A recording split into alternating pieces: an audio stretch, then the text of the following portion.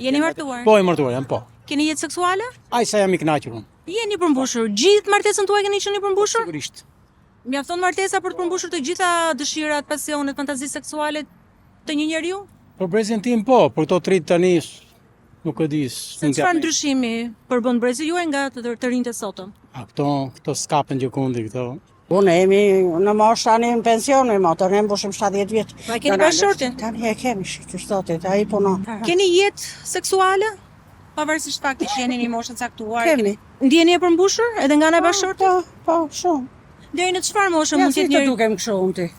Unë po të pyes. Apo, them të vërtetë. Ju besoj. Përderisa e thoni, ju besoj. Deri në çfarë moshë mund të jetë njeriu aktiv seksualisht? Deri sa buri të ngroj dhe një thes me kasht. Edhe për gratë vlen. Gratë po. Gratë duhet jenë më aktiv. Ik shejtan. Jeni martuar? Besoj se po, Po beson se po apo je? se voti. Unë po të pyes, po ta dija nuk të pyesja. Ja, Jetë seksuale, a keni? duash, Jeni i plotësuar? shumë. Pra, nuk është kushit domosdoshmërisht të jesh i martuar për të pasur jetë seksuale. Nëse mund të pyes, keni një partnere apo ka mënyra të tjera për të plotësuar?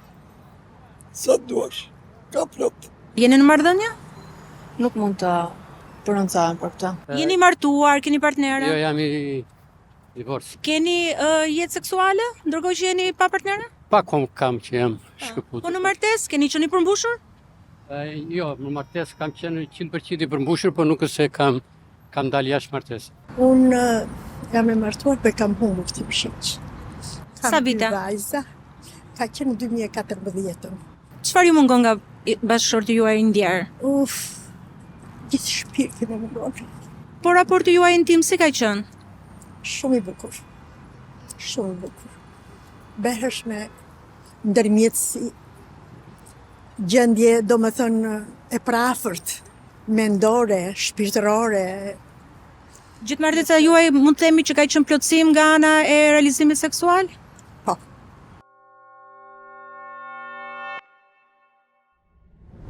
Seks. E dëgjon këtë fjalë dhe je kështu. Klikimet shtohen, njerëzit fillojnë shajnë, të tjerë me kureshtje, ca nuk flasin, ca qeshin. Reagime më të çuditshme ka fjala seks. Domethënë, është më e rrallë që të flasësh normalisht për seksin. Normal, ndërkohë që është një akt bazik në të gjithë, nuk e di, në gjithë historinë e botës, përveç se është akti ku bashkohet mashkulli me femrën, se tash seksi është edhe midis gjinisë së njëjtë, bashkohet mashkulli me femrën dhe sjellin në jetë fëmijë. Po kur bëhet për qef, pra kur futet fjala qef në seks, tërbohen njerëzit. Domethënë, edhe njerëz tu që dalin në ekran edhe flasin për seksin, që janë specialistë, edhe ato flasin me një lloj nervozizmi, kanë filluar të nervozohen edhe ato. Shumë, me njerëzit që pyesin ose që tallen ose që dhe nuk është vetëm në Shqipëri, nuk duhet të flas vetëm për Shqipërinë. Natyrisht mentaliteti ynë ka qenë pak më i mbyllur dhe nuk e di, kemi një marrëdhënie pak të çuditshme me fjalën seks apo të bëri seks, në mënyrë se si shfryhemi për to ose gjithë ato reagimet që unë thash. Por në të gjithë botën, ose për shembull del kjo video në YouTube, fjala seks shkruhet, del në TikTok, e shkruan SEGGS. Pra nuk lejohet se ta bllokon direkt, pavarësisht se mund të jetë diçka edukative. Pra, çfarë i bën njerëzit ky seksi? Pikë së pari është një nevojë bazë, një nga 4 nevojat bazë që ka njeriu, të haj, të flej, të jetë i sigurt, të ndihet i sigurt fizikisht dhe është riprodhimi, nëse marrim si nevojë bazë. Më pas kur e kalojmë në nivel kënaqësie, patjetër që i dim edhe jetojmë edhe i shikojmë se sa shumë gjykohet. Duket sikur është një strukturë morale e ngritur ku ne duhet të ecim aty dhe nuk na lejohet të ndërtojmë në një rrugë tjetër, që është ta ngrejmë dhe të kuptojmë se çfarë do thotë për një njeriu të kesh edhe një kënaqësi, siç edhe studimet e kanë nxjerrë që përmes seksit ne përfitojmë shumë, trupi jonë është shumë i kënaqur, por është edhe lidhja, siç po i shikojmë atë rastet, se sa përtej shkon përveç se të jetë një nevojë bazë. Është edhe ndikim në trup, është ndikim edhe me njëri tjetrin. Shi flet shumë, por kur flet, duket se njerëzit nuk e pranojnë, por është brenda gjithë mendimeve tona. askush nuk është aq i pastër, nëse mund ta marrim në këtë lloj sensi, që mos mendoj ose të mos e bëj pjesë të jetës së vet. Unë mendoj që duhet të ndryshuar dialogu për seksin. Duhet ndryshuar, por mënyra se si shprehim për seksin ndoshta e bën seksin edhe më problematik në thonjza, sepse e shprehura për të nuk është normal dhe duket sikur ka shumë mungesë informacioni. Dhe madje edhe kur edhe të shprehesh, edhe ata që duan të shprehen, nuk shprehen. Por ne kemi një fat të jashtëzakonshëm sot, sepse ndryshe nga emisioni Paras, pra, ku u habitëm që njerëzit nuk donin të flisnin, dhe ishte çuditshme ajo që s'donin të flisnin për lekët apo për probleme që kishin me lekët. Kur kemi nxjerrë temën, kemi pasur shumë histori. Ka qenë një ditë ku Elona Jaçellari, redaktoria, ka qenë shumë e lumtur sepse historitë në këtë program unë mendoj pa modesti që është programi më interesant ndonjëherë në Shqipëri për seksin, sepse historitë janë ekstreme, të ndryshme.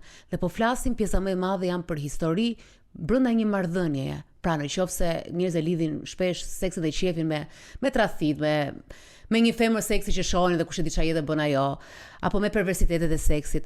Këtu po flasim për dy njerëz që janë dashuruar në pjesën të madhe të rasteve, janë martuar, kanë vendosur të kryejnë një familje dhe padyshim përveç se të bërit fëmijëve, se nuk bëjnë njerëz vetëm një herë apo dy herë seks, aq sa bëjnë fëmijë, por kanë dhe marrëdhënie intime, ka shumë problematika brenda saj, ka shumë çështje. Ne sot do flasim për histori që fillojnë nga një histori normale, të kënaqshme seksuale, deri në probleme të tilla si meshkuj që nuk bëjnë seks fare, nuk duan, apo meshkuj që duan vetëm seks çdo ditë dhe ka kaluar në një lodhje të tezshkaqshme, gra që po kalojnë në depresion prej kësaj, siç kemi edhe çifte ku kërkojnë disa fantazi seksuale që janë pak shokuese për partnerin. Kështu që kombinimet në fantazi, kombinimet në krevat, thjesht në një seks normal, domethënë edhe pa këto fantazitë shtojcat erotike, prap domethënë brenda këtyre ka probleme. Dhe problemet e seksit nuk janë shumë të thella, apo jo? Edhe marrëdhënia me seksin. Spozën e nisëm si një nevojë bazë, më pas e kuptuam se sa mirë i bën trupit ton tek marrëdhëniet, por prek edhe brenda vetë qenies njerëzore ndikon aq shumë në zhvillim problematikash, por ndikon edhe patjetër në çrregullimet të identitetit. Sot janë shumë gjini, shumë forma që vinë edhe nga seksi, pra vinë edhe nga kjo. Dhe aksesi ndaj seksit është shumë i madh sot. Nuk është se gjithmonë ka qenë, pra edhe qoftë jo vetëm familje, po seksi, siç thuhet ai profesioni prostitutës më i vjetër në botë, pra gjithmonë ka qenë ajo pjesa e dëshirës seksuale, por tani ka është dhe një akses që mua më duket i tejkaluar, është i tepërt, aksesi ndaj faqeve erotike e tjera, dhe edhe marrëdhënia me seksi ka ndryshuar, plus hyrja e Snapchatit, hyrja e gjithë këtyre e social media, e shoh edhe tek të rinj mënyra si komunikojnë për seksin, ka të rinj, pak nga histori që kam dëgjuar edhe nga fëmijët, nga prindër, që ka të rinj të cilët pa u prekur ose pa u parë një herë, pa krijuar një lidhje, një romancë apo një zjarr, kalojnë foto të nudo të njëri tjetri dhe kjo ka filluar që në klasë 6 në shumë raste, kështu që mendoj që kur ti mendon që me kalimin e viteve këto hiqen këto tabut, dhe të them gjithmonë jo vetëm në Shqipëri, se kam shumë bezi kur shpesh vetëm lokalizohet Shqipëria, ka filluar një tabu tjetër. Domethënë kjo është bërë ekstremi tjetër i kësaj, pra nuk po normalizojmë dot këtë marrëdhënie. Ndërkohë ne kemi bërë një sondazh, unë këtë radhë vendosa përveç Vox Popit, që ishte shumë të lezetshme, se harruam që ti komentonim atë pjesën e Vox Popit, që kishte histori dhe sidomos ajo gruaja që tha mund të bësh seks derisa të mbash, ç'ka ishte ajo thasin? Derisa burri të jeti Zoti të mbajë thes me kasht, pra se kjo duhet të një shprehje e vjetër, por pra derisa të kesh fuqi mund të bësh seks, edhe na edukoi pak se do shkojmë edhe në 70 dhe nuk e dinim. Disa nga ne nuk e dinë që nuk baron ai gjëja, se nuk na i thon. Domethënë edhe prindrit neve na ka folur për seks, nuk flitet fare, por edhe mënyra si ka reaguar prindërit, aty fillon e gjitha. Mënyra si reagojnë prindërit ndaj seksit ose kur përmendin apo kur dëgjonin fjalën apo të tjerët, kanë bërë shumë disfunksional këtë gjë. Por ne pyetëm në anonimitet tek faqja ime në Instagram të Dalina Buzi. Kemi pyetur 2231 persona, që është, besoj ti do dish nga statistika që është një shifër goxha e mirë për të treguar diçka, nga mosha 18 deri në shumica është 45 vjeç, të paktën statistika që është në faqen time, 49.8%, unë kam më shumë gra që ta sqarojnë. than fantastike, e shijoj shumë. Kështu që pjesa më e madhe, ndjekësit e mia e shijojnë seksin, faleminderit. Kështu që un kam ndjekëse të lumtura. 20.3% është më thënë, sepse më kuptoj dhe mua aty, prandaj nuk i kam as gjykuese, se të paktën që i kanë mirë në seks. 20.3% kanë dëshirë, por s'ka me kë. 10.1% e bëj sa për detyrë nga të anketuarit, 9.3% nuk kanë më pikë dëshire dhe 6% nuk kanë bërë seks ende. Pra kemi shumicën e kemi që janë fantastike dhe shijoj shumë dhe unë i përgëzoj. Nuk janë të gjitha rastet e tilla në